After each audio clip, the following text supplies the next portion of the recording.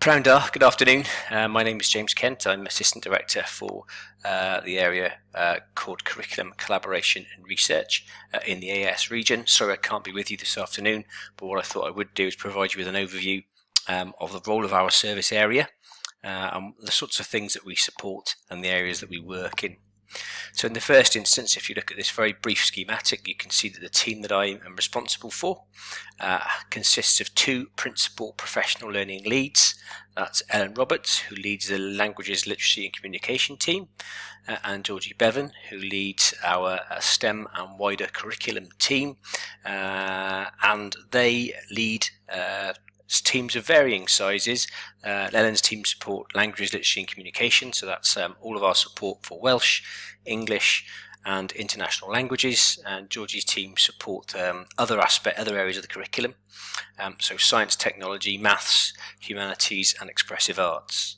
In terms of the key roles of the curriculum support team, well, they provide a broad range of support. Firstly, in some cases, or in most of our cases, our professional advisors provide in-school support, so direct support in classrooms alongside teachers, be that in supporting the modelling of teaching practice or supporting planning at middle leadership level. They coordinate the work of our learning network schools in the curriculum areas. They lead network meetings alongside our schools. They develop area-specific professional learning. We provide qualification support across the areas where we have expertise. And as we move forward, and currently we are increasingly providing support for the curriculum for Wales and engaged in professional learning in that aspect of our work. So next I'm just going to consider very briefly our Learning Network Schools network. So broadly speaking, our Learning Network Schools are our key mechanism for providing school-to-school support across the region. We have a broad range of support options which are detailed on the right hand side of that slide. So in the first instance, we have our school-to-school support schools, or our Good Schools network. By and large, these are schools with a proven track record of success that provide support for leadership and governance to other schools who they are partnered with. And we tend to look both inside and outside the region in terms of identifying schools who can work with us. In addition to that, we then have support in a broad range of curriculum areas. So you can see listed there a huge range of subject areas, and as we move forward, areas of learning and experience for the new curriculum.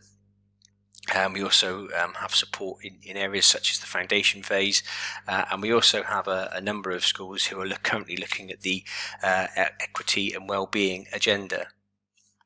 So in terms then of the Learning Network Schools, it's a very extensive network. So as we can see on this slide, there are about 130 different grant streams that are available. Now, some of schools deliver across a number of different areas within that, but broadly speaking, each school is funded from around £2,000 up to £12,000, depending on the role that they are taking on, and therefore the number of days that they are committed to provide that support across the region.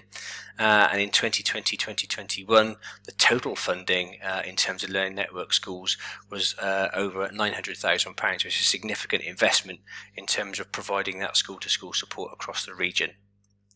In terms of then the three different types of schools, I alluded to this on the previous slide, but we have our Good Schools, who are focusing on support for leadership and governance in partnership with the participant schools who they're working with. We have what we might call our priority focus support schools that provide bespoke support in specific areas. And then we have our learning, sort of professional learning focus support, where those schools might provide some element of focus support, but by and large work with us to provide professional learning in the key areas that were identified on the previous slide. So what this slide sets out to describe is kind of key methods through which learning networks school support can be brokered or can be identified. So clearly, the first thing that we would work with schools around is the self-evaluation and looking at school development priorities. It may be that as a result of an inspection, there are some key areas that have been identified that require support. And then working in partnership with your challenge advisor, alongside yourself as the head teacher, it might be that we look at a variety of different methods through which we can achieve some of that support. So if it's a leadership capacity that needs to be developed within the school, then we would seek that from the Good Schools Network. So those schools that we talked about earlier who've got that proven track record in terms of leadership and governance.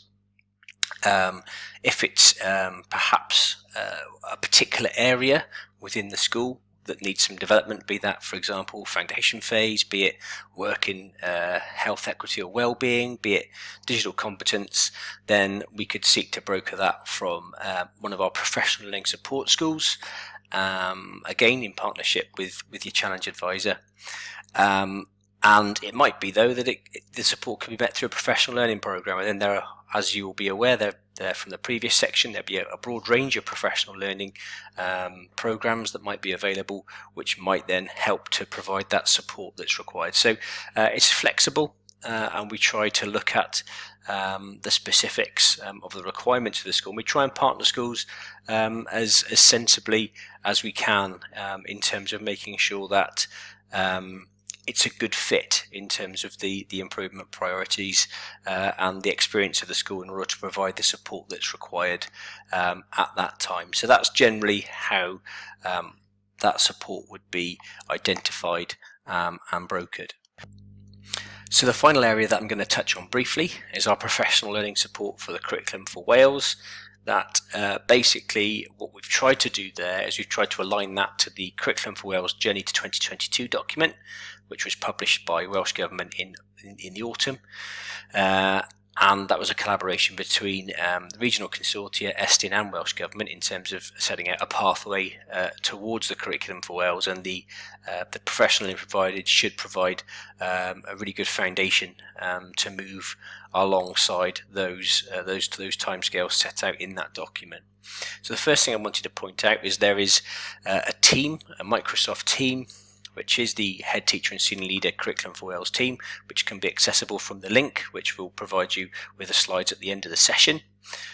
All of the professional learning sessions are scheduled in that team space. Just to point out also that all of the resources and recordings are there. There is also a dedicated page on the Supporting Our Schools website, which is the link there underneath, which again will take you directly to the page where you've got all of the updated information, all of the recordings and the resources. The sessions that we've held so far are those, the Leading and Managing Change Parts 1 and 2.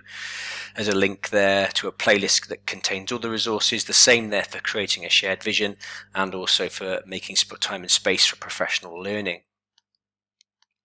Finally then, in terms of what we have available then this spring term, I just wanted to flag these because of the dates, because some of those are quite soon. So there are 4 dates, there are 4 options for professional learning through the spring term. So part 1 was the curriculum theory and introduction to Curriculum for Wales. So we have an option there the 19th of January.